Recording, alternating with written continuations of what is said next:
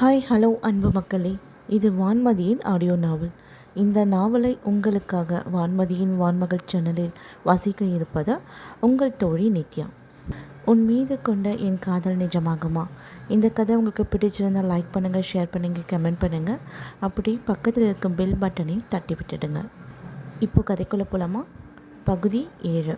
Beautician அஞ்சலிக்கு அலங்காரங்கள் செய்து கொண்டிருக்க அவளுக்கு உதவியாக தேவாவும் அவள் அறைக்கு வந்திருந்தார். அங்கே அவளுடன் மற்ற நண்பர்களும் உறவின பெண்களும் இருக்க அவர்களுடன் பேசி கொண்டிருந்த தேவாவிற்கு மீண்டும் தலை சுற்றியது. சரி அஞ்சலி, எனக்கு என்னமோ டயர்டா இருக்கு, நான் போய் ஏதாவது சாப்பிட்டு வரேன் என்று கூறிய தேவாவோ வெளியே வர அவளை கண்டதும் நிவாசோ, என்ன தேவா, என்னாச்சு, டல்லா இருக்கா? என்னன்னு தெரியலடா, ஒரே மழக்கமா இருக்கு, பசிக்குது, ஏதாவது சாப்பிடலாமான்னு தோணுது. சரி வா என்று சமையல் நடக்கும் இடத்திற்கு அழைத்து வந்தவன் தயாராக இருந்த காஃபியை எடுத்து கொடுத்தவன், காஃபி குடிச்சு பாரு, அப்படியும் உனக்கு முடியல அப்படின்னா பக்கத்தில் தான் ஹாஸ்பிட்டல் இருக்கு, போய் ஒரு முறை பார்த்துட்டு வந்துடலாம். இந்த டைமுக்கு எந்த ஹாஸ்பிட்டல் இருக்கும்? அது 24/7. ஸோ ஜென்ரல் டாக்டர் இருப்பாங்க. முகூர்த்த டைமும் 7:30 to 8:30 தானே, அதுக்குள்ளே பார்த்துட்டே வந்துடலாம் என்று பேசி கொண்டிருக்கும் பொழுதே மயங்கி கீழே விழப்போனவளை பார்த்த நிவாசோ சட்டென அவளை தாங்கி பிடித்தவன், அஞ்சலி அஞ்சலி என்று அருகில் இருந்த தண்ணீரை எடுத்து அவள் முகத்திலே தெளிக்க அவள் எவ்வித உணர்வும் இல்லாமல் இருப்பதை கண்டவனோ அவளை தூக்கி கொண்டு கார் பார்க்கிங்க்கு வந்தவனோ அவனது காரில் படுக்க வைத்துவிட்டு அருகில் இருந்த மருத்துவமனைக்கு அழைத்து சென்றிருந்தான். டாக்டர், என்னன்னு தெரியல, இவ திடீர்னு மயங்கி விழுந்துட்டான். ஓகே, இவங்களுக்கு நீங்க யாரு? இவன் என்னோட க்ளோஸ் ஃப்ரெண்ட் டாக்டர். இங்கே பக்கத்தில் இருக்கிற ரெசார்ட்டில் என் சிஸ்டரோட மேரேஜ், ஸோ அதுக்காக வந்திருந்தோம், கொஞ்சம் செக் பண்ணிட்டு என்னன்னு சொல்லுங்களேன். சரி, நீங்கள் கொஞ்சம் வெயிட் பண்ணுங்கள், நான் செக் பண்ணிட்டு வரேன் என்று அவளை பரிசோதிக்க ஆரம்பித்திருந்தார் மருத்துவர். அரை மணி நேரத்தில் தேவாவோ கண் விழித்திருக்க நிவாசை உள்ளே அழைத்தவர், உட்காருங்க, இவங்க கன்சீவாக இருக்காங்க, கொஞ்ச நாளாகவே சரியாகவே சாப்பிட்றதில்ல போல இருக்கு, ரொம்பவே வீக்காக இருக்காங்க, அதனால தான் எந்த அளவுக்கு மயக்கம் வந்திருக்கு. உங்களுக்கு மேரேஜ் ஆகிடுச்சு தானே என்று மருத்துவர் கேட்டதும் இரவு நேரம் மருத்துவர் கூறியதை கேட்டு அதிர்ச்சியில் இருந்த நிவாசோ, சார் உங்களை தான், இவங்களுக்கு மேரேஜ் ஆகிடுச்சு தானே? ஆயிடுச்சு டாக்டர். ஓகே, சில விட்டமின்ஸ் டேப்லெட்லாம் எழுதியிருக்கேன், இப்போ போய் சாப்பிட்டுட்டு கண்டிப்பாக அந்த டேப்லெட் போட சொல்லுங்கள் என்று கூறி அவர்களை அனுப்பி வைக்க வெளியே வந்த நிவாசோ அவளை அழைத்து கொண்டு அருகில் இருந்த பீச்சுக்கு அழைத்து வந்திருந்தான். எவ்வளோ நேரம் இப்படி அமைதியாக இருப்பதேவா? வாயை திறந்து சொல்லு, டாக்டர் சொன்னதெல்லாம் உன் காதில் விழுந்தது தானே? இதுக்கு யாரு காரணம்? ஒரு நண்பனா எனக்கு உன் மேலே ரொம்ப அக்கறை இருக்குது, அதனால தான் உன்கிட்ட கேட்குறேன். உண்மையிலே என்ன நல்ல நண்பன் நினச்சினா என்கிட்ட சொல்லு என்று அவன் கூறியதை கேட்டவளும் அப்படியே மண்ணில் மண்டிக்கிட்டு அவளது வயிற்றை பிடித்து கொண்டு கத்தி அழ ஆரம்பித்திருந்தாள். அவள் இப்படி அழுவதை தாங்க முடியாத நிவாசோ கீழே அவளுக்கு நிகராக அமர்ந்து, தேவா, நீ வாய் திறந்து சொல்லு என்று அவளது முகத்தை நிமிர்த்தி கேட்க அன்று பெங்களூரில் நடந்தவை அனைத்தையும் அவனிடம் கூறினாள். சரி, எழுந்துரு, உடனே எழுந்துரு, இன்னும் கொஞ்ச நேரம் தான் இருக்கு, போய் கல்யாணத்தை நிறுத்தணும், எழுந்துரு என்று அவள் கையை பிடித்து எழுப்ப, வேணாம் நிவாஸ், வேணாம், நான் அஞ்சலிக்கு ப்ராமிஸ் பண்ணி கொடுத்துருக்கேன், உன்னோட வாழ்க்கையில் நான் இடத்துல வரமாட்டேன்னு. மட்டும் இல்லை, ராகேஷ்க்கு அஞ்சலியை தான் பிடிச்சிருக்கு. அப்படி இருக்கும்போது அவர் போதையில் என்கிட்ட இப்படி நடந்துக்கிட்டது தெரிஞ்சால் அவரை வருத்திப்பார். ஃப்ரெண்டாக பழகின பொண்ணுக்கிட்ட இவ்வளோ கேவலமாக நடந்திருக்குமேன்னு சொல்லிட்டு அவரை வருத்திப்பார். அவரோட குணம் உனக்கு எல்லாமே தெரியும்ல நிவாஸ், நீ சொல்கிறதெல்லாம் சரிதான், அதை பற்றி இப்போ பேச டைம் இல்லை, சீக்கிரம் கிளம்பு, போய் கல்யாணத்தை நிப்பாட்டணும். இது அவனோட குழந்தை, அவன் குழந்தை அப்பனோட இனிஷியல் இல்லாமல் வளர்றமா? அவனை விடு, உன் வீட்டில் உன் நிலைமையை நினச்சிப்பாரு, உன்னை இந்த நிலைமையில ஏற்றுப்பாங்களா? எவ்வளோ பெரிய குடும்பம் அவங்களோட இது. இல்லை நிவாஸ், நீ சொல்கிறது எல்லாமே புரியுது, ஆனால் இந்த கல்யாணம் நிற்கக்கூடாது, கண்டிப்பாக அதுவும் என்னால் நிற்கக்கூடாது. அப்படி மட்டும் ஒன்று நடந்ததுன்னா நான் உயிரோடவே இருக்க மாட்டேன். பைத்தியம்மா நீ? அப்போ என்ன பண்ண போகிற? இந்த குழந்தைய என்ன அபார்ட் பண்ண போறியா? இல்லை நிவாஸ், எனக்கு இந்த குழந்தை வேணும், அப்போ இந்த கல்யாணத்தை நிறுத்தி தான் ஆகணும் என்று கூறிவிட்டு அவனது மொபைலை எடுத்து ராகேஷுக்கு ஃபோன் கால் செய்ய அது ரிங்காகி கொண்டிருந்தது. அதை கண்டவளோ சட்டென அவனிடமிருந்து மொபைலை பிடுங்கி கடலில் தூக்கி எறிந்திருந்தாள். பைத்தியமா நீ? ஓடி சென்றவன் அந்த மொபைலை எடுத்து பார்க்க தண்ணீரில் நனைந்திருந்ததால் அது வேலை செய்யாமல் இருக்க அவள் அருகே வந்தவன், சரி கிளம்பு போலாம். அவனது கையை பிடித்து தன் தலையில் வைத்தவளோ, எம்எல்ஏ வயிற்றில் வளர்ற குழந்தை மேலே சத்தியமா இந்த விஷயத்தை யார்கிட்டையும் சொல்ல மாட்டேன்னு சொல்லு, அப்போதான் நான் வருவேன். என்னடி சொல்ல வர? எப்படி உன்னால குழந்தைய தனியாக வளர்க்க முடியும்? இந்த சொசைட்டி உன்னை என்ன பேசும்? எல்லாம் புரிஞ்சு தான் பேசுறியா? எனக்கு எல்லாமே புரியுது நிவாஸ். எவ்வளோ பேர் ஹஸ்பண்ட் இல்லாமல் சிங்கிள் பேரண்டாக வளர்க்குறது இல்லையா? என் குழந்தைய கண்டிப்பாக நல்ல முறையில் வளர்ப்பேன்னு எனக்கு நம்பிக்கை இருக்குது. ராகேஷ் தான் என்னோட வாழ்க்கையில் இல்லைன்னு ஆயிடுச்சு, அவரோட ஞாபகமாக இந்த குழந்தையாவது இருக்கட்டும் நிவாஸ். இதையும் மீறி நீ கண்டிப்பாக அவங்க கிட்ட சொல்லுவேன்னு நீ சொன்னா கண்டிப்பாக என்னை உயிரோட நீ பார்க்க முடியாது என்று கூறியவளை கேட்டவனோ சரி என்றபடி அவன் மீது தலையில் கையை வைத்தவன், எப்படி உன்னால் அவனை இவ்வளோ லவ் பண்ண முடியுது என்று அவனது கண்கள் கலங்க, சரி ப்ராமிஸாக சொல்கிறேன், இதை யார்கிட்டையுமே நான் சொல்ல மாட்டேன் என்று கூறியவன் அவளை அங்கிருந்து அழைத்து கொண்டு திருமணம் நடக்கும் ரெசார்ட்டிற்கு வந்தான். அவளை உள்ளே அழைத்து வந்து முதல் வரிசையில் உட்கார வைக்கவும், ஐயர் கெட்டிமேளம் மாங்கல்யம் தந்து நானே நாம் அவ ஜீவனையே துணா என்று மந்திரங்கள் கூற, மங்கள நாணயம் பூட்டப்பட்ட மஞ்சள் கயிற்றை தன் கையில் வாங்கியிருந்த ராகேஷோ அஞ்சலி கழுற்றில் 3 முடிச்சிட்டு தன் மனைவியாக்கியிருந்தான். அதை முன்வரிசையில் அமர்ந்தபடி பார்த்து கொண்டிருந்த தேவாவோ அவர்கள் மீது மலர் தூவி ஆசீர்வதித்தவள். எழுந்து மண்டப மேடையிலிருந்து வெளியே வந்தவளோ அவளது வாயில் கையை வைத்து மூடியபடி அழுது கொண்டிருக்க, அவள் அருகே வந்த நிவாசோ, இனி கிளம்பு, இங்க இருக்க வேணாம். எனக்கு என்ன எப்போ எந்த பிரச்சனையானாலும் எனக்கு கால் பண்ண, கண்டிப்பா உனக்காக நான் அங்க இருப்பேன் என்று கூறி அவளை அனுப்பி வைத்திருந்தான். அனைத்தையும் நினைத்து பார்த்தபடி தேவா தூங்கி இருக்க, ராகேஷும் 7 வருடத்திற்கு முன் நடந்ததை தான் அவனது ஹோட்டலில் அவனது அறையில் நினைத்து பார்த்தபடி மது அருந்தி கொண்டிருந்தான். வீட்டிற்கு வந்த அனைவரும் அவளின் நிலைமையை புரிந்து கொண்டவர்களோ அவளை தொந்தரவு செய்யாமல் அவர்கள் அறைக்கு சென்று தூங்கிவிட, விடியற் காலை 4 மணி அளவில் தேவாவின் ஃபோன் அடித்து கொண்டிருக்க, அதனை அட்டன் செய்து தனது காதில் வைக்க, ஹலோ சொல்லுங்க, யாரு என்று தூக்கத்தில் நம்பரை பார்க்காமல் கேட்க, மேம் நான் வருண் பேசுகிறேன். சார் ஓட்டிட்டு வந்த கார் ஆக்சிடென்ட் ஆகிடுச்சு. 1 மணி நேரமாக தேடிட்டு இருக்கோம். அவருக்கு என்ன ஆச்சுன்னு தெரியல என்று கூறியதை கேட்ட தேவாவோ, என்ன சொல்றீங்க வருண்? ஆமாம் மேம், கொஞ்சம் நீங்கள் வரீங்களா என்று அவர்கள் இருக்கும் இடத்தை கூறி விட்டு ஃபோனை கட் செய்துவிட, சிறிது நேரத்தில் உடையை மாற்றிக்கொண்டு கீழே இறங்கிய தேவாவோ, அண்ணா கௌதம் அண்ணா என்று அவனது அறையை தட்ட, எழுந்து வந்தவன், என்னம்மா தேவா என்னாச்சு? அண்ணா இப்போதான் வருண் கால் பண்ணாரு. அவர் வந்த கார் ஏதோ ஆக்சிடென்ட்டா ஏதோ சொல்றாரு, எனக்கு பயமா இருக்கு, கொஞ்சம் வாங்கண்ணா. இது வரேம்மா என்று சட்டை அணிந்து கொண்டு காரை எடுத்துக்கொண்டு அவர்கள் கூறிய இடத்திற்கு புறப்பட்டிருந்தனர். சிறிது நீண்ட தூர பயணத்தில் அவர்கள் கூறிய இடத்திற்கு வந்து அடைய, அங்கு ஆல்ரெடி போலீஸ் அனைவரும் வந்து தேடிக்கொண்டிருக்க, மீடியாஸ் அனைவரும் லைவ் நியூஸ் போட்டு கொண்டிருந்தனர். அருண் என்னாச்சு, ஏன் இவ்வளோ தூரம், எங்கேயே வந்தீங்க? மேம், இங்கே ஒரு ஹோட்டலில் விலைக்கு வருதுன்னு கேள்விப்பட்டோம் மேம், ஸோ அதுக்காக தான் வந்திருந்தோம். சார் கொஞ்சம் ட்ரிங்க் பண்ணியிருந்தாரு, நாங்கள் அவரை ட்ரைவ் பண்ண வேணாம் தான் சொன்னோம், பட் நாங்கள் சொல்கிறது எதுவுமே கேட்கல மேம். திடீர்னு காரு எது மேலேயும் ஸ்கிட்டாக ஆக ஆரம்பிச்சது. என்னையும் கர்ணனையும் குதிக்க சொல்லிட்டாரு. அவர் குதிக்கிறதுக்குள்ளே பள்ளத்தில் விழுந்துருச்சு மேம் காரு. என்ன சொல்கிறீங்க என்று அவன் கூறியதை கேட்டவளோ ராகேஷ் என்று மயங்கி அப்படியே கீழே சரிய, அவளை உடனே தாங்கி பிடித்த கௌதமோ, உங்களை அளவாக பெர்ஃபார்மன்ஸ் பண்ண சொன்னால் ஓவராக பெர்ஃபார்மன்ஸ் பண்ணுறீங்களா ப்ரோ? நீங்கள் சொன்ன மாதிரி தான் பெர்ஃபார்மன்ஸ் பண்ணும் ப்ரோ, இதுக்கே அவங்க இப்படி மயங்கிட்டாங்க. சரி, அந்த வாட்டர் பாட்டில் எடுறான். தேவம்மா என்று முகத்தில் தண்ணீரை தெளித்தான் கௌதம். தேவா என்று மீண்டும் கன்னத்தில் தட்ட, மெல்ல கண் விழித்தவளோ, அண்ணா அவர் எங்கன்னு பாருங்க, நான் கொஞ்சம் தேடுங்க என்று கூறியபடி அங்கு தேடிக்கொண்டிருந்த போலீசாரிடம் வந்தவளோ அவர்கள் மொழியில் ஏதோ கேட்க, அவர்கள் கூறியதை கேட்டவளோ எழுந்திருந்த இடத்தை நோக்கி ஓட ஆரம்பித்திருந்தார். ராகேஷ் எங்கே இருக்கீங்க? தயவு செய்து வந்துடுங்க, நான் கூப்பிட்றது உங்களுக்கு கேட்குதா? எங்கே இருக்கீங்க? பதில் கொடுங்க, என்கிட்ட வந்துடுங்க ராகேஷ், நீங்கள் சொன்னபடியே நம்ம கல்யாணம் பண்ணிக்கலாம், வந்துடுங்க ப்ளீஸ் என்று கத்திக்கொண்டு அவளது கால் தடக்கி விழப்போனவளை சட்டென ஒரு கரம் பிடித்து தன்னை நோக்கி இழுக்க, அவனது நெஞ்சின் மீதே வந்து மோதி நின்றாள். யார் என நிமிர்ந்து முகத்தை பார்க்க, கை கால்கள் நெற்றி என காயங்களுடன் இதில் ரத்தம் வடி நின்று கொண்டிருந்தான் ராகேஷ். அவனை கண்டதும் இறகு கட்டி கொண்டவளோ, ஏன் இப்படி பண்ணீங்க?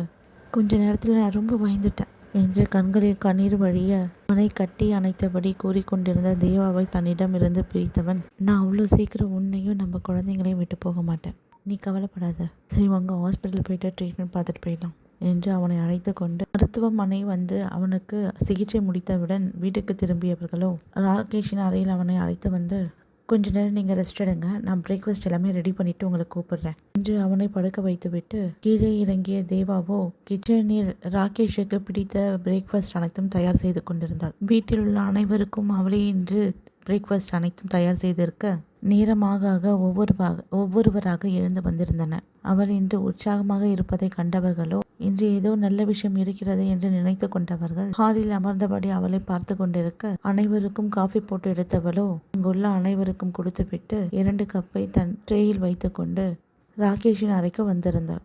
குட் மார்னிங், இப்போ எப்படி இருக்கு, ஏதாவது பெயின் இருக்கா என்று கேட்டபடி அவனுக்கு காஃபியை கொடுத்தவளோ அவனது அறையில் இருக்கும் பால்கனிக்கு சென்று இன்று நடந்தவை அனைத்தும் ஊட்டியபடி காஃபி குடித்து முடித்தவள் காஃபி ட்ரேயில் வைத்தவளோ அவன் குடித்து வைத்திருந்த கப்பையும் எடுத்து ட்ரேயில் வைத்தவள், சரி நான் கீழே போகிறேன், நீங்கள் ஃப்ரெஷ்அப் ஆகிட்டு கிளம்பி வாங்க என்று கூறி இறங்க போனவளிடம், தேவா உன்கிட்ட கொஞ்சம் பேசணும், இங்கே வந்து உட்கார என்றதும் அவன் அருகே வந்து அமர்ந்தவள் அவளது கையை எடுத்து தனது உள்ளங்கையில் வைத்து கொண்டு, உனக்கு என்ன பிடிச்சிருக்கா, என்னை கல்யாணம் பண்ணிக்கிறியா என்று மீண்டும் கேட்க, ஆமாம் என்றபடி தலையை ஆட்டியவள், ஆம் என்றபடி தலையாட்டியவுடன், ஓகே, அப்போ நெக்ஸ்ட் வீக் இந்தியா கிளம்பலாம். அதுக்கு தேவையானது எல்லாமே அரேஞ்ச் பண்ணிக்கோ என்று கூறியவுடன், அதுக்கு முன்னாடி கொஞ்சம் வேலைலாம் இருக்குது.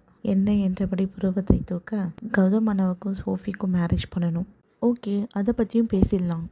கீழே எல்லாரையும் தயாராக இருக்க சொல்ல, மேரேஜை பற்றியும் அவங்க மேரேஜை பற்றியும் எல்லாருக்கும் சொல்லிடலாம் என்று கூறியதை கேட்ட தேவாவோ சரி என்றபடி தலையாட்டியவள், சரி நான் அப்போ கீழே கிளம்புறேன் என்று விட்டு கீழே இறங்கியவளோ தென்றலிடம், தென்றல், எல்லாரும் இன்னும் கொஞ்ச நேரத்தில் தயாராகி ஹாலுக்கு வந்துடணும்னு சொல்லிடு, முக்கியமான விஷயம் பேசணும்னு சொல்லிடு என்று கூறியவுடன் அவள் அறைக்கு சென்றவளோ சிறிது நேரத்தில் தயாராகி கீழே இறங்கிவிட, அதேபோல் ஒவ்வொருவரும் தயாராகி ஹாலுக்கு வந்து அமர்ந்து கொண்டிருந்தனர். குளித்து முடித்து ஃபார்மல் உடையில் தன்னை தயார் செய்து கொண்டவன் மேலிருந்து கீழே இறங்க அவனை கண்ணை வைக்காமல் தேவா பார்த்து கொண்டிருந்தாள். அதை பார்த்த தென்றலும், அக்கா ப்ளீஸ் உங்களை கண்ட்ரோல் பண்ணிக்கோங்க, உங்களை தான் மற்ற பாய்ஸ் எல்லாமே இப்படி பார்ப்பாங்க, இன்னைக்குன்னா மாமாவை இப்படி பார்க்குறீங்க.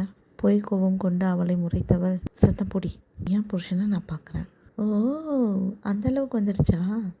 என்றபடி வெட்கத்துடன் தலையாட்ட, அதை கவனித்தவனோ அவனுக்கு வரும் புன்னகையை தன் வாய்க்குள்ளே அடக்கி கொண்டான். ஹாலில் போடப்பட்டிருந்த சோஃபாவில் வந்து அமர்ந்தவனோ, கிருஷ்ணன் அங்கிள், அம்மா, உங்கள் எல்லார்கிட்டேயும் நான் முக்கியமான விஷயம் சொல்லணும். நானும் தேவாவும் கல்யாணம் பண்ணிக்கலான்னு முடிவெடுத்திருக்கோம். இன்னும் ஒரு வாரத்தில் எல்லாருமே இந்தியா கிளம்பணும். அதுக்கு முன்னாடி சோஃபிக்கும் கௌதமுக்கும் கல்யாணம் பண்ணிடணும்னு நாங்கள் நினைக்கிறோம். ஏன்னா கௌதம், சோஃபியை உங்களுக்கு பிடிச்சிருக்கா? மேரேஜ் பண்ணிக்கிறீங்களா? என்றபடி தலையாட்ட, என்ன சோஃபி, உங்களுக்கு ஓகே தானே? ஆம் என்றபடி அவளும் தலையாட்டினாள். என்ன நேற்றுலாம் அவ்வளோ பேசுனீங்க, இன்னைக்கு கல்யாணம்னவனே வார்த்தையே வர மாட்டேங்குது உங்களுக்கு? அதற்கும் புன்னகை மட்டுமே பதிலாக வர, ஓகே, இதில் முக்கியமாக 2 பேர்கிட்ட கேட்கணும். ரித்து, தீக்ஷா 2 பேரும் இங்கே வாங்க. நாங்கள் 2 பேருமே மேரேஜ் பண்ணிக்கலான்னு இருக்கோம். உங்களுக்கு ஓகே தானே என்று இருவரையும் பார்த்தபடி ராகேஷ் கேட்க, எங்களுக்கு டபுள் ஓகே. அப்போது தீக்ஷா பாப்பா விட்டு நான் பிரிஞ்சு போக தேவையில்லைல்ல என்று ரித்து கேட்டதும் ஆம் என்றபடி தலையாட்டினாள் தேவா. அங்கிள், உங்களுக்கு சம்மதமா? ரொம்ப சந்தோஷம்ப்பா. நான் இவ்வளோ நாட்களில் என் உயிரை பிடிச்சிருக்கிறதே என் பொண்ணோட லைஃப் நல்லா இருக்கணும்னு மட்டும்தான். இப்போ கடவுள் அதுக்கு ஒரு நல்ல வழியை காட்டியிருக்காரு. ரொம்ப சந்தோஷம்ப்பா என்று கூறியதும் தனது தாயை பார்த்த ராகேஷோ, உங்களுக்குமா? தேவாவை கட்டி அணைத்து நெற்றியில் முத்தமிட்டவரோ, எனக்கு அண்ணன் பொண்ணு அஞ்சலி மட்டும் இல்லைன்னா உனக்கு கண்டிப்பாக தேவாவை தான் கல்யாணம் பண்ணி வச்சுருப்பேன். எனக்கு ரொம்ப சந்தோஷம்ப்பா என்று கூறியதும் அடுத்தடுத்த நாட்கள் வேகமாகவே சென்று கொண்டிருந்தன. அடுத்த 2 நாட்களில் கௌதமிற்கும் சோஃபாவிற்கும் திருமணம் நடைபெற்றது. அவர்களது திருமணம் கோவிலில் சிம்பிளாக முடித்தவர்களோ, அவர்களுக்கு என்று ராகேஷின் ஹோட்டலில் கிராண்டான வெட்டிங் பார்ட்டி அரேஞ்ச் செய்யப்பட்டிருந்தது. கௌதம் சோஃபி திருமண பார்ட்டிற்காக வீட்டில் உள்ள அனைவரும் மிகவும் அழகாக அலங்காரம் செய்து கொண்டு தயாராகி கொண்டிருந்தனர். தேவாவோ ராயல் ப்ளூ வண்ண சேரியில் அழகான ஸ்டோன்கள் பதிக்கப்பட்ட வேலைப்பாடுகள் நிறைந்த புடவை அணிந்து கொண்டவள் அவளது அறையில் இருக்கும் கண்ணாடி முன் நின்று தன்னை அலங்காரம் செய்து கொண்டிருந்தாள். ராகேஷோ அவளுக்கு பொருத்தமாக ஷர்ட், ப்ளூ கோட் என அவனுக்கே உரிய கம்பீரத்துடன் தயாராகியவனோ கையில் அவனது வாட்சை கட்டியபடி அவள் அறையை நோக்கி வந்தவன் ஒரு நிமிடம் அவளையே கண்ணிமைக்காமல் பார்த்து கொண்டிருக்க, அவனது வருகையை கண்ணாடி முன் நின்றபடி கண்டு கொண்டவளோ என்ன என்பது போல் பார்வையாலே கேட்க, பெண் என்றபடி அவளை மென்மையாக கட்டி கொண்டவனோ, இந்த சாரியில் நீ ரொம்ப அழகா இருக்க. அவனது தொடுகையிலும் அவனது பேச்சிலும் முகம் சிவந்த பெண் அவளோ, நீங்கள் இந்த ட்ரெஸ்ஸில் ரொம்ப அழகாக இருக்கீங்க. ஓகே, இப்போ கண்ணை மூட, நான் அவனுக்கு ஒரு கிஃப்ட் வச்சுருக்கேன். சரி என்றபடி அவளது 2 கண்களையும் மூடிக்கொள்ள மெல்லிய செயின் போன்ற தங்கத்தினாலான அதில் அங்கங்கே ப்ளூம் டைமண்ட் பதிக்கப்பட்டு அழகாக வடிவமைக்கப்பட்ட செயினை தன் கையில் எடுத்தவனோ அவனது கால்கள் கீழே மண்டியிட்டு அவளது இடுப்பின் அருகே கொண்டு சென்றவன் ஒட்டியானம் போல் அமைப்பு கொண்ட அச்செயினை அவளது இடுப்பில் அணிவித்திருந்தான். செயினின் கொக்கியில் அழகாக பூட்டியிருந்தவனோ அவளது இடுப்பிற்கு அது பொருத்தமாக இருக்க அதை கண்டவன் அவளது வயிற்று பகுதியில் முத்தம் கொடுக்க, ஹக் என்றபடி அவன் கொடுத்த முத்தத்தில் மேனி சிலிர்க்க அவளது வயிற்றை 1 இன்ச் உள்ளே இழுத்து கொண்டாள். அதனை கண்டு புன்னகையுடன் மேலே எழுந்தவன், இப்ப கண்ணை திறந்து பார் என்றதும் அவள் குனிந்து பார்க்க அவளது இடுப்பில் அணிவித்திருந்த செயினை பார்த்தவள், ஆம், ரொம்ப நல்லா இருக்கு. இப்போ எங்க வாங்கினீங்க? முந்தா நாள் பர்ச்சேஸ் போயிருந்தோம் இல்லையா, அப்போ உனக்கு தெரியாமல் வாங்கியிருந்தேன். இங்கே எனக்கு கிஃப்ட் கொடுத்துட்டீங்க, ஆனால் உங்களுக்கு கிஃப்ட் கொடுக்க என்கிட்ட ஒன்றுமே இல்லையே. கிஃப்ட்டை பொருளாக தான் கொடுக்கணும்னு இல்லை, நீ மனசு வச்சா அந்த கிஃப்ட் எனக்கு எவ்வளோ வேணாலும் நீ கொடுக்கலாம். எவ்வளோ வேணாலும் கொடுக்கலாமா? அப்படி என்ன கிஃப்ட்டு என்று அவளை யோசிக்கும் பொழுதே அவளது முகத்தை தங்கியவன் அவளது இதழில் தன் இதழை பதித்து முத்தம் கொடுக்க சிறிது நேரம் அவளுடன் ஆழ முத்தமிட்டவனும், இப்போதைக்கு இந்த கிஃப்ட்டை நீ தர மாதிரி இல்லை, அதான் நானே எடுத்துக்கிட்டேன். என்று கூறிவிட்டு அங்கிருந்து சென்றுவிட இங்கு இவள்தான் அவனது செய்கையால் சிலையாக்கி போனாள். அந்நேரம் பிள்ளைகளும் தென்றலும், அக்கா ரெடி ஆயிட்டீங்களா, மாமா கூப்பிட்டு வர சொன்னார், அம்மா ரெடி ஆயிட்டீங்களா, வாங்க கீழே போகலாம், எல்லாரும் வெயிட் பண்ணிட்டு இருக்காங்க என்று அவர்கள் பேசியதும் தான் தன் நிலைக்கு வந்தவள், ஒரு நிமிஷம், ஒரு 5 minutes, நான் ரெடி ஆயிட்டேன். அவளது ஆடையை சிறிது சரி செய்து அவளை அலங்காரங்களை முடித்து கொண்டவளோ, இப்போ ரெடி போகலாம் என்று அவர்களது பிள்ளையை அழைத்து கொண்டு பார்ட்டி நடக்கும் இடத்திற்கு வந்து சேர்ந்தனர். பார்ட்டியில் அவர்கள் வேலை செய்யும் அலுவலகத்திலிருந்து அனைவரும் வந்திருக்க மற்றும் பிரான்சில் தொழில் செய்யும் முக்கியமான தொழிலதிபர்களும் அதில் கலந்து கொண்டிருந்தனர். அப்பார்ட்டி முழுவதும் எவ்வித தவறும் நடக்காமல் இருக்க வருண் அனைத்தையும் பொறுப்பாக பார்த்து கொண்டிருந்தான். தென்றலோ மெரூன் வண்ண லாங் ஃப்ராக் அணிந்தவள் அளவான மேக்கப் செய்யப்பட்டு அங்கு வந்திருப்போரை கவனித்து கொண்டிருந்தாள். அவள் 12ஆம் வகுப்பு படித்திருந்தாலும் அவள் ஆங்கிலமும் பிரெஞ்சும் சரளமாகவே நன்றாக பேசுவாள். அதை கவனித்த வருணோ, பரவாயில்லையே, இவளுக்கு படிப்பறிவு தான் இல்லைனாலும் மற்ற டேலண்ட்லாம் நல்லாவே இருக்கு, பார்க்கறதுக்கும் ரொம்ப அழகாக தான் இருக்கா. அவளை பார்த்தபடி சிறிது நேரம் நின்றிருந்தவனோ அப்படியே மற்ற விருந்தினர் கவனிக்க சென்று விட்டான். தன்னை யாரோ பார்க்கிறார்கள் என்று உணர்ந்த தென்றலோ வருண் இருக்கும் திசையில் பார்க்க கிரே கலர் கோட் ஷூட்டில் ஹேண்ட்ஸமான லுக்கில் அங்கு மற்றவர்களுடன் பேசியிருக்கும் வருணை கண்டவள், ஓ நம்பால் இங்கே தான் இருக்காரா, கொஞ்சமாவது எங்காவது நம்மளை பார்த்து சைட் அடிக்கிறாரா பாரு, 24 மணி நேரமும் வேலை வேலைன்னு வேலையை கட்டிக்கிட்டு இவருக்கு எப்படி நம்ம மேலே காதல் வந்து நம்மளுக்கு கல்யாணம் பண்ணுறது, இன்னைக்கு எப்படியாவது என்னோட காதலை சொல்லிடணும் என்று நினைத்தவள் அங்கு வெயிட்டர் கொண்டு வந்த மதுவை கூல்ட்ரிங்க்ஸ் என்று நினைத்தவளோ எடுத்து ஒரே முடைக்கில் குடித்து விட்டாள். அச்சோ, என்ன இது, இந்த கூல்ட்ரிங்க்ஸ் ஒரு மாதிரி இருக்கு என்று நினைத்தபடி அவன் அருகே செல்ல சிறிது நேரம் செல்ல செல்ல அவளுக்கு போதை தலைக்கு ஏறியது. மெல்ல நடந்தபடி அவன் அருகே சென்றவள், ஹலோ மிஸ்டர் வருண், அவனது பேரை அழைக்கவும் அப்படியே அவன் திரும்பி பார்க்க அங்கு நின்றிருந்த தென்றலை கண்டவனோ என்ன என்பது போல் அவனது புருவத்தை தூக்க, உங்க கூட கொஞ்சம் பேசணும் என்று போதையில் சொல்வதை கேட்டவன், என்ன ட்ரிங்க்ஸ் பண்ணியிருக்கியா, இல்லையே நான் கூல்ட்ரிங்க்ஸ் தானே எடுத்து குடித்தேன், ஐயோ இவ கூல்ட்ரிங்க்ஸ்னு நினச்சி எதை எடுத்து குடித்தாலோ என்று மனதுக்குள் நினைத்தவன், என்ன பேசணும், தனியாக பேசணும், சரி அப்படி போய் தனியாக நின்று பேசிட்டு வா, ஹலோ எனக்கு என்னலா, நான் உங்கள் கூட தனியாக பேசணும், கூட தனியாக பேசலாமா என்று நினைத்தவன், சரி வா என்று ஆள் நடமாட்டம் இல்லாத இடத்திற்கு அழைத்து வந்தவுடன், என்ன பேசணும் சொல்லு என்பதற்குள் அவனது இதழுடன் தன் இதழை வைத்து முத்தம் கொடுத்திருந்தாள். அவள் அது அதிரடி செயலால் அதிர்ச்சியில் அவன் கண்கள் விரிய அப்படியே நின்றவன் அவன் இதழில் இருந்து பிரிந்த பெண் அவளோ, நான் உங்களை விரும்புகிறேன், உங்களை எனக்கு ரொம்ப பிடிச்சிருக்கு, நீங்களே நான் சைட் அடிப்பீங்க, என்னை லவ் பண்ணுவீங்கன்னு பார்த்துட்டு இருந்தா அது வேலைக்கு ஆகாது, நான் பாட்டி ஆனதுக்கப்புறம் தான் என்னை காதலிக்கிறேனே சொல்வீங்க போல இருக்கு, அதான் நானே அதிரடியில் இறங்கிட்டேன், எனக்கு உங்களை ரொம்ப பிடிச்சிருக்கு, ஐ லவ் யூ என்று சொன்னவள் ட்ரிங்க்ஸ் சாப்பிட்டு இருந்ததால் அப்படியே சிறிது மயக்கத்தில் சரிய அவளை தாங்கி பிடித்தவனோ அவளை அழைத்து வந்து அவளது அறையில் படுக்க வைத்துவிட்டு வாஷ்ரூம் சென்றவன் அவனது முகத்தை இரு கைகளால் தண்ணீர் பிடித்து அடித்து கழுவியவனோ அவனது இதழை அவன் தொட்டு பார்க்க அவள் கொடுத்த முத்தத்தினால் அவனுக்கு ஏதோ செய்தது. என்ன இவன் இப்படி பண்ணிட்டான், அப்படியே அவனது தலையை உலுக்கி சரி செய்தவனோ பார்ட்டி நடக்கும் இடத்திற்கு வந்து விட்டான். கீழ் கௌதமும் சோஃபியும் அழகாக அலங்காரங்கள் செய்யப்பட்டு சிறப்பு விருந்தினர் அனைவரையும் வரவேற்றபடி அவர்களிடம் அன்பாக பேசிக் கொண்டிருந்தனர். பார்ட்டிக்கு வந்திருப்பவர்கள் அனைவரும் அவர்களை வாழ்த்திவிட்டு பரிசுகளும் வழங்கிவிட்டு சென்று கொண்டிருந்தனர். சோஃபியோ மணப்பெண்ணிற்கான வெக்கத்துடன் அங்கு நின்றிருக்க அவளை கண்ட கௌதமோ பெருமூச்சு இழுத்து விட்டபடி யாருக்கும் தெரியாதபடி இடுப்பில் கை வைத்தவனோ நறுக்கென்று கீழிவிட, ஹவுச், என்ன இது, ஏன் இப்படி பண்ணுறீங்க, எப்பவும் லொடலுடன் பேசிகிட்டே இருப்பேன், இப்போ என்னடி அமைதியாக இருக்க, ஆமாம் அது அப்போவும் இப்போ நம்மளுக்கு மேரேஜ் ஆகிடுச்சுல்ல, எனக்கு இதெல்லாம் கனவு போல் இருக்குது, இன்னும் என்னால் நம்பவே முடியல, எனக்குன்னு யாருமே இல்லையே, என் லைஃப் என்ன ஆகுமோன்னு பல முறை நினச்சிருக்கேன், இப்போ கடவுளாக பார்த்து உங்களை எனக்கு கொடுத்துருக்காரு என்று கண்கள் கலங்க, ஏய் அழாத, மேக்கப்லாம் கலையுது பார், அப்புறம் என்ன ஆச்சு ஏதாச்சுன்னு சொல்லிட்டு தேவா பயப்பட போகிறான், புரியுது புரியுது என்று வந்த கண்ணீரை தனக்குள்ளே இழுத்து கொண்டவள், ரொம்ப பசிக்குது, ஏதாவது சாப்பிடலான்னு பார்த்தா இந்த தென்றல் வேற எங்கே போனான்னு தெரியல என்று கௌதமிடம் புலம்ப, ஓகே ஒரு நிமிஷம் இரு என்றவனோ அங்கிருந்து சென்று அருகில் இருக்கும் கூல்ட்ரிங்க்ஸை எடுத்து வந்து அவனிடம் கொடுத்தவன், இதை இப்போதைக்கு கொஞ்சம் குடி, தென்றல் எங்கன்னு பார்க்குறேன் என்றவனோ வருணை அழைத்து, வருண் தென்றல் ரொம்ப நேரமாக காணோம், அவர் ரூமில் தான் இருக்கா, கொஞ்ச நேரத்தில் வந்துடுவா, பார்ட்டி உங்களுக்காக தான் கொஞ்சம் என்ஜாய் பண்ணுங்க என்று விட்டு அவ்விடம் இருந்து செல்ல பார்ட்டியில் மேல்நாட்டு இசை வாசித்து கொண்டிருக்க பலர் இசைக்கு தகுந்தாற்போல் நடனம் ஆடிக்கொண்டிருந்தனர். ராகேஷோ தேவாவின் கையை தன் கையுடன் கோர்த்தபடி அங்கு வந்திருந்த பெரிய பெரிய தொழில் அதிபர்களுக்கு அவளை அறிமுகப்படுத்தியபடி பேசி கொண்டிருந்தான். இவர்களது இருவரது ஜோடியும் கண்ட ஒவ்வொருவரும் மெய்மறந்து பார்த்தபடியும் புகழ்ந்தபடியும் இருந்தனர். நீண்ட நேரத்திற்கு பின்பு பார்ட்டியும் நல்லபடியாக முடிந்திருந்தது.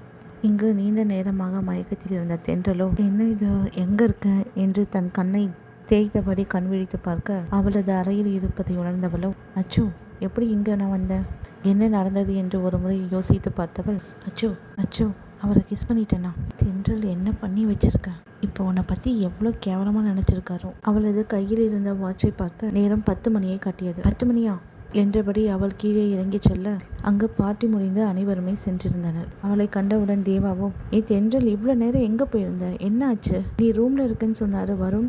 ஆமாம் மேடம் இவ்வளோ நேரம் ரூமில் தான் இருந்தாங்க, கூல் ட்ரிங்க்ஸ் நினச்சி மேடம் ட்ரிங்க்ஸ் எடுத்து குடிச்சிட்டாங்க. இல்லை வருண் என்று ராகேஷ் கேட்டதும், இல்லை பாஸ், எஸ் பாஸ் என்று திணறியவனை பார்த்தபடி, அது மட்டுமா இன்னொன்றும் பண்ணியிருக்காங்க என்று சொல்ல ராகேஷ் வாயெடுப்பதற்குள், மாமா ப்ளீஸ் மாமா, அக்காவிடம் சொல்லாதீர்கள் என்பது போல் தலையை ஆட்ட, வேற என்ன பண்ணி வச்சிருக்கான், வந்திருந்த கெஸ்ட் கிட்ட ஏதாவது குறும்பு பண்ணிட்டாலாம், அவ குறும்பு பண்ற அளவுக்கு இன்னும் சின்ன பொண்ணாவே நீ நினைச்சிட்டு இருக்கியா, வேற என்ன மரியாதை குறைவாக தான் நடந்துக்கிட்டாலாம், சேச்சா அதெல்லாம் ஒன்றும் இல்லை, அம்மா அவளை கிண்டல் பண்ண, சரி பசங்க இங்கே போய் பாரு போ என்று அவளை அனுப்பி வைத்தவன், என்ன உங்கள் அக்கா கிட்ட போட்டு கொடுக்கட்டுமா என்று புருவத்தை தூக்க, மாமா அப்படிலாம் எதுவும் பண்ணாதீங்க மாமா, எனக்கு வருணை ரொம்ப பிடிச்சிருக்கு, அதான் நான் அவர்கிட்ட அப்படி நடந்துக்கிட்டேன். ஆமாம் நீங்கள் பார்ட்டியில் தானே இருந்தீங்க, எப்படி இதெல்லாம் நோட் பண்ணீங்க, நான் எங்கே இருந்தாலும் என்னை சுற்றி என்ன நடக்குதுன்னு கவனிக்காமல் இருக்க மாட்டேன், அப்படி இருக்கும்போது இது என்னோட இடமா, எனக்கு எப்படி தெரியாமல் இருக்கும், சரி விடு நான் அவகிட்ட பேசிட்டு சொல்கிறேன்.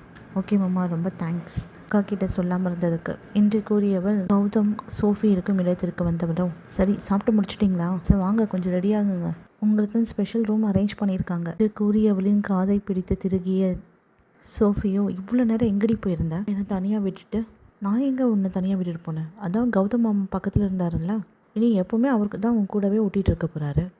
பேச்சா மாத்தாதடி, எனக்காவது கல்யாணம் ஆகிடுச்சுடி, ஆனால் நீ கல்யாணத்துக்கு முன்னாடியே ட்ரையல் பார்த்துட்டு வந்திருக்கேன். ட்ரையல் பார்த்துட்டு வந்தேனா, அக்கா சொல்கிறேன், நீ வருணுக்கு கிஸ் பண்ணாத தான் சொல்கிறேன். அக்கா உனக்கு எப்படிக்கா தெரிஞ்சது, அக்கா தயவு செய்து யார்கிட்டையும் சொல்லிடாதக்கா, கூல் ட்ரிங்க்ஸ் நினச்சி எதை எடுத்து குடிச்சிட்டேன்னா அது குடிச்ச உடனே என்ன ஆச்சுன்னு எனக்கே தெரியலக்கா, அதான் அப்படி பண்ணிட்டேன். நம்பிட்டேன். சரி என்ன சொல்கிறாரு ஆள், ஓகே சொல்லிட்டாரா, என் லவ் ஸ்டோரி மாமா பார்த்துக்கிறேன்னு சொல்லிட்டாரு, அது இருக்கட்டும், இன்றைக்கி என்ன நாள் தெரியுமா, இன்றைக்கி உங்கள் 2 பேருக்கும் ஃபர்ஸ்ட் நைட், ஹோட்டல்லே உங்களுக்காக ஸ்பெஷல் ரூம் அரேஞ்ச் பண்ணியிருக்காங்க, இப்போ தான் நான் பார்த்துட்டு வந்தேன், டெக்கரேஷன்லாம் சூப்பராக இருக்குது, இன்றைக்கி உன்னோட அனுபவத்தை நாளைக்கு எனக்கு ஷேர் பண்ணணும், அப்படியே மாமாவோட பெர்ஃபார்மன்ஸ் எப்படின்னு எனக்கு சொல்லணும், அப்போ தான் அடுத்தது என்னோட கல்யாணத்துக்கு நான் தயாராக முடியும். சரிதான் வாயை மூடுறி. அச்சோ அக்காவுக்கு வெக்கத்தை பாரு, மீதம் கொஞ்சம் வச்சுக்கோ, சரிவா உனக்கு எல்லாமே ரெடி பண்ண சொன்னாங்க என்று அவளை அழைத்து சென்றவள் 1/2 மணி நேரத்தில் தயாராகியவளோ ராதா அம்மாவிடம் வந்தவள் அவர்களிடம் ஆசீர்வாதம் பெற்றுக்கொண்டு அவர்கள் கூறிய அறிவுரையை சரி என்றபடி கேட்டுக்கொண்டவளோ அவர்களுக்கு என்று அலங்காரம் செய்யப்பட்ட அறைக்கு செல்ல அவளுக்கு முன்பாகவே கௌதம் தயாராகி அவளுக்காக காத்து கொண்டிருந்தார். இளம் மஞ்சள் நிற சேரி அணிந்த அளவான ஒப்பனைகள் செய்யப்பட்டு அந்த அறையை திறந்து உள்ளே வரவும் அழைத்து வந்து பெட்டில் உட்கார வைத்தவன் மேலிருந்து கீழாக மொத்தமாக அவளை உரிக்கும் பார்வை பார்த்தவன் அவளும் தனது கையை பிசைந்தபடி அமைதியாக உட்கார்ந்திருக்க, என்ன இதை பற்றி ஏதாவது தெரியுமா உனக்கு? தெரியும், ஆனால் பயமாக இருக்குது, பொறுமையாக கொஞ்ச நாள் கழிச்சு வச்சுக்கலாம் எல்லாமே. அடிங்க 32 வருஷமாக ஒருத்தன் கண்ட்ரோல் பண்ணின்னு இருக்கிறது எவ்வளோ பெரிய விஷயம் தெரியுமா? எத்தனை முறை உன்னை பார்க்கும்போதெல்லாம் கட்டி பிடிச்சி கிஸ் பண்ணணும்னு தோணும் தெரியுமா? அதனால் என்னை கண்ட்ரோல் பண்ணிட்டு நான் இருந்திருக்கேன், இனியும் என்னை அமைதியாக இருக்க சொல்கிறேன், வேணாண்டி என்னோட பாவம் உன்னை சும்மா விடாது. இல்லை எனக்கு பயமாக இருக்குது, அதான். சரி போகட்டும், அதெல்லாம் எதுவும் வேணாம், இப்போதைக்கு ஒரே ஒரு கிஸ் மட்டும் கொடு. சரி கண்ணை மூடுங்க என்றபடி கண்ணை மூட அவனை நெருங்கி வந்தவளோ அவனது கன்னத்தில் முத்தமிட்டார். என்னென்ன ஸ்கூல் படிக்கிற பையன் நினச்சிட்ருக்கியா? லிப்பில் கொடுப்பேன்னு பார்த்தா கன்னத்தில் கொடுத்து வெறுப்பேத்துறா, என்ன லிப்லையா என்றபடி தலையாட்ட. சரி கண்ணை மூடுங்க. நான் கண்ணை மூட மாட்டேன், திருப்பி கண்ணை மூட இன்னொரு கன்னத்தில் கொடுப்பேன், கண்ணை திறந்திருந்தா அப்படி கொடு என்றவளோ அவனை நெருங்கி வந்து அவனது இதழுடன் தன் இதழை பொறுத்த தனது இருக்கை கொண்டு அவனது கன்னத்தை தாங்கி அவள் கொடுப்பதற்கு முன்பாகவே அவன் கவி கொண்டான் அவளது இதழை. அவளது இதழும் அங்கு கவி பாட அவளுக்கோ சொல்லில்லாத உணர்வுகள் வந்து வயிற்றில் பட்டாம்பூச்சி பறக்க ஆரம்பித்திருந்தது. அவன் சிறைக்குள் தன் கைகளை கூட்டவள் இப்பொழுது பதில் முத்தம் அவள் வழங்கி கொண்டிருந்தார். இருவரது முத்த பரிமாற்றங்களும் நடந்து கொண்டிருக்கும் வேளையிலே அவனது சேலையில் கையை வைத்தவனும் முத்தம் வழங்கி கொண்டே அவளது சேலையை உருவி ஒரு புறம் தூக்கி எறிந்திருக்க அவன் கொடுத்த முத்தத்தால் மோகம் கண்ட பெண் அவளோ சட்டையில் கை வைத்த பெண் அவளோ அதை கழட்டி ஒரு மூலையில் எரிந்திருக்க இப்படியாக இருவரது ஆடையும் ஒரு மூலையில் வீசப்பட்டிருந்தது. இருவரது தேகங்களும் ஒன்றுடன் ஒன்று உரசிக்கொள்ள அங்கு மோகம் என்னும் தீ பற்ற ஆரம்பித்திருந்தது.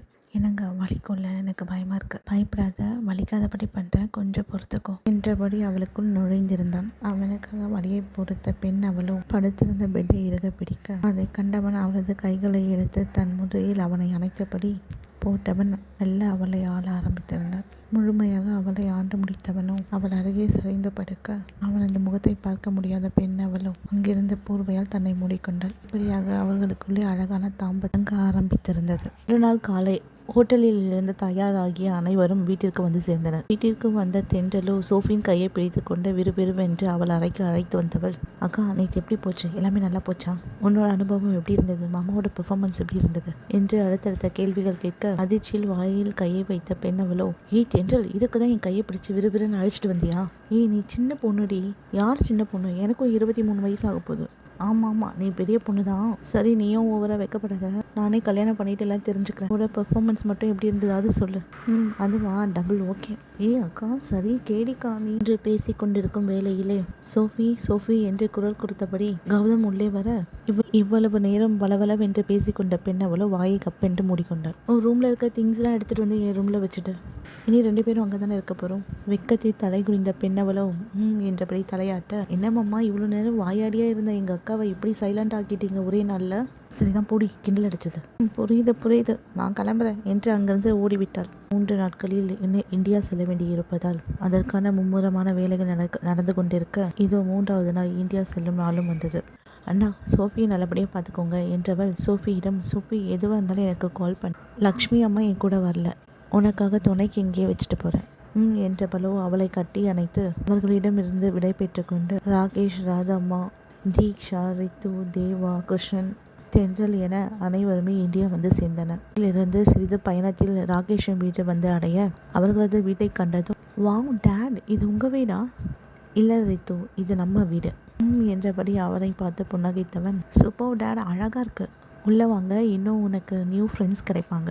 பார்க் செய்து விட்டு வீட்டுக்கு செல்ல ஆயத்தமாக, தெய்வமா ஒரு நிமிஷமா என்று அவளை வாசலிலே நிற்க வைத்தவர் ராகேஷின் தங்கை உள்ளே இருந்து ஆரத்தியும் தட்டுமாக வெளியே வந்தவர், வெல்கம் பண்ணி என்று விட்டு அவர்களுக்கு ஆரத்தி எடுத்து உள்ள போங்க என்றவர் ஆரத்தி எடுத்த தட்டை வேலை செய்யும் பெண்களிடம் கொடுத்தவரோ, இதை வெளியே கொட்டிடுங்க என்று விட்டு உள்ளே சென்றார்.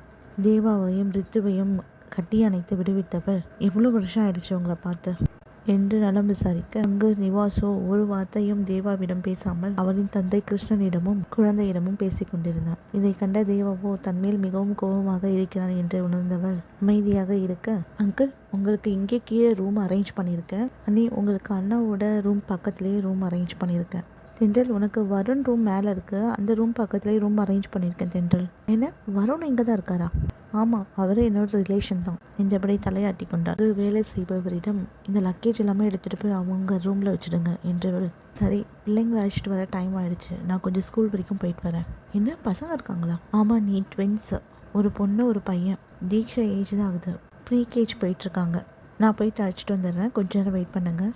ராதாமாவோ, சரி நீங்கள் ரூமில் போயிட்டு எல்லாமே ஃப்ரெஷ் ஆகிட்டு வாங்க, டிஃபன் சாப்பிட்டு எல்லாமே ரெஸ்ட் எடுக்கலாம் என்றபடி அவர்கள் அறைக்கு சென்று விட்டனர். தேவாவோ ரித்துவை குளிப்பாட்டியவள் வேறு ஆடை அணிவித்து, ரித்துக்கண்ணா கீழே போய் விளையாடிட்டு இருங்க, அம்மா கொஞ்ச நேரத்தில் ஃப்ரெஷ் ஆகிட்டு வந்துடுறேன் என்று அவளை அனுப்பி வைத்தவளோ பாத்ரூம் சென்றவள் குளித்து முடித்து பூண்டு வாளை அணிந்து கொண்டு வெளியே வர சட்டென சுவரை பார்த்தபடி திரும்பிக் கொள்ள அல்லது செய்கையை கண்டவனோ அங்கிருந்த சோஃபாவிலிருந்து எழுந்தவன் கதவை நோக்கி சென்ற கதவை தாழிட சத்தத்தை கேட்டவளோ திரும்பி, என்ன இது? இப்படி பார்த்ததுக்கு அப்புறம் எப்படி விட்டுட்டு போகிறது? அவன் சொல்வதை கேட்டவளோ கண்கள் விரிய, இப்போ என்ன சொல்வீங்க? கூறிக்கொண்டிருக்கும் போது அவள் அருகே வந்தவன் அவளை சுவரில் சாய்த்தபடி நிப்பாட்டியவன் வாவின் கைகளோ அவளது பூண்டு வாழையை பிடித்திருக்க அவனது இச்சைகையால் தலையை குனிந்து கொண்டு கண்களை மூடிக்கொண்டாள். அவளது தாடையை பிடித்து நிமிர்த்தியவனோ, கண்ணை திறந்து என பாரு. அவளோ இல்லை என்றபடி தலையாட்ட அவனது ஒரு தொடுகையால் அவளது தேகமோ செவ்வானம் போல் சிவக்க ஆரம்பித்திருந்தது. அப்படியே அவள் மூடியிருந்த இமைகளில் முத்தம் கொடுத்தவன், கண்ணை திறந்து ப்ளீஸ் என பாரு என்றதும் மெல்ல கண்களை திறந்தவள், இன்னும் 1 வாரம் தான் இதெல்லாம், அதுக்கப்புறம் ஃபுல்லாக ஏன் ரூமில் தானே இருக்க போகிறேன், அப்புறம் இதெல்லாம் என்றபடி அவளது காதில் ரகசியம் பேச, பூங்க ராக்கி, என்ன இப்படிலாம் பேசுறீங்க என்று அவனது நெஞ்சிலே கை வைத்த தள்ள, சரி அது அப்புறம் பார்க்கலாம், இப்போ இங்கேருந்து போங்க. சரி போகிறதுக்கு முன்னாடி ஒரு கிஸ் மட்டும் கூட. சரி தரேன், ஆனால் அது இப்போ இல்லை. அவனது முதுகில் கை வைத்து தள்ளி கொண்டு கதவின் அருகே வந்தவள் கதவை திறந்தபடி, இப்போ போங்க என்பதற்குள் கதவின் பின்னே அவளை மறைத்தவன் அவளது இதழுடன் தன் இதழ் கலந்து ஆழ முத்தமிட்டவனோ, இப்போ போகிறேன் என்றவன் அங்கிருந்து சென்று விட்டான். சில வினாடி அப்படியே நின்றவள் தினவென ஆடையை மாற்றிக்கொண்டு கீழே இறங்கியிருந்தாள். கீழே நிவாஸ் ரித்துவிடம் பேசிக்கொண்டு விளையாடி கொண்டிருப்பதை பார்த்தவள் நிவாஸிடம் வந்த, நிவாஸ், ஐம் சாரி, என்னை மன்னிச்சிடுறா, என்கிட்ட பேச மாட்டியா? எப்படி எல்லாத்தையும் மறந்துட்டு உங்ககிட்ட பேச சொல்கிறேன்? நான் என்ன சொல்லியிருந்தேன், நீ என்ன பண்ண? ஒரு ஃபோன் கால் எங்கே இருக்குன்னு எதுவுமே தெரியல. என் மேலே உனக்கு என்ன கோவம்? நான் மட்டும் இந்த அம்மாவுக்கு செஞ்சு கொடுத்த சத்தியத்தெல்லாம் காப்பாற்றணுமா? இந்த அம்மா மட்டும் இங்கேருந்து போனதுக்கப்புறம் எல்லாரையும் மறந்துடுவாங்களாம். நீங்கள் 2 பேரும் மேரேஜ் பண்ணிக்க போகிறீங்கன்னு நான் கேள்விப்பட்டோன்னே நான் எவ்வளோ சந்தோஷப்பட்டேன் தெரியுமா? இப்போ வரைக்கும் உனக்கு செஞ்சு கொடுத்த சத்தியத்தை நான் காப்பாற்றிட்டுருக்கேன். ஆனால் நீ சொன்ன சொல்ல உன்னால் காப்பாற்ற முடியுதா என்று இருவரும் பேசுவதை கேட்ட ரித்துவும், அம்மா, இந்த அங்கிள் உங்களுக்கு முன்னாமே தெரியுமா? நல்லாவே தெரியும். என்னோடய க்ளோஸ் ஃப்ரெண்ட், ஸ்வீட் அங்கிள். எனக்கு இவரை ரொம்ப பிடிச்சிருக்குமா. அப்படியே கௌதம் அங்கிள் போலவே இருக்காரு. எனக்கு உன்னை நினச்சி அவ்வளோ கோவம் வருது. ஆனால் இவனுக்காக தான் நான் அமைதியாக இருக்கேன்.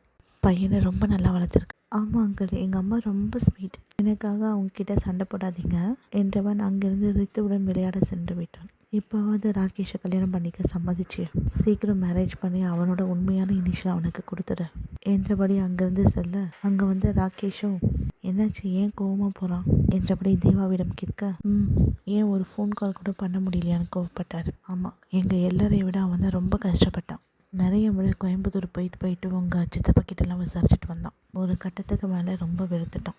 ஆனால் இப்போ பார்த்ததும் அந்த கோபத்தெல்லாம் அவங்ககிட்ட காட்டுறான். புரியுது. இருவரும் பேசி கொண்டிருக்கும் பொழுதே ராதாமோ, வாங்க எல்லாரும் டிஃபன் சாப்பிட்லாம்.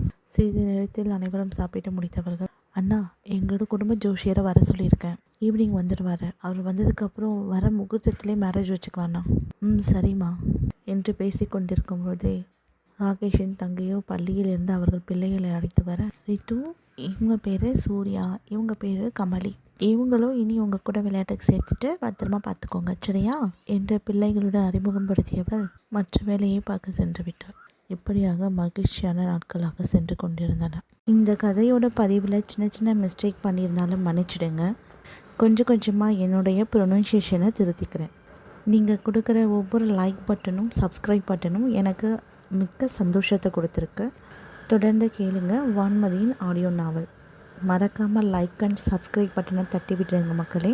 நன்றி.